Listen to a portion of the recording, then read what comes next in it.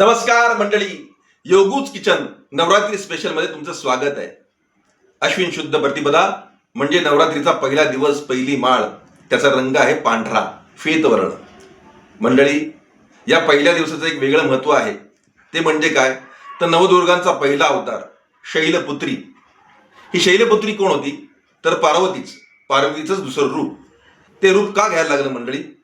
हिमालयाची मुलगी पार्वती, भगवान शंकर त्यांची पहिली पत्नी सती, ही मायावी रूपानं अग्नीच्या स्वाधीन झाली.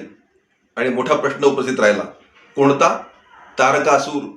तारकासूर नावाचा राक्षस हाहाकार माजवत होता आणि त्याला ब्रह्मदेवाचं वरदान होतं की शंकराचा पुत्रच तुझा वध करेल. परंतु मंडळी, तारकासूर आता निवांत झाला होता.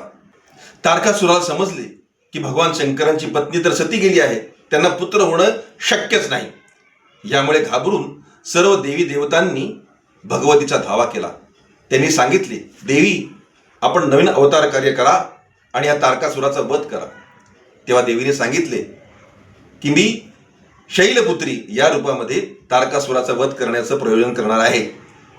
त्यासाठी मला भगवान शंकरांबरोबर विवाह करायला लागेल. आणि तसेच झाले. शैलपुत्रीने भगवान शंकराची आराधना केली, त्यांना प्रसन्न केलं, त्यांचा विवाह झाला आणि त्यांना पुत्रप्राप्ती झाली. त्याचं नाव कार्तिकीय. कार्तिकीय स्वामींनी तारकासुराचा वध केला. हे या शैलपुत्री अवताराचं महत्व. आई राजा उदो उदो, आई राजा उदो उदो.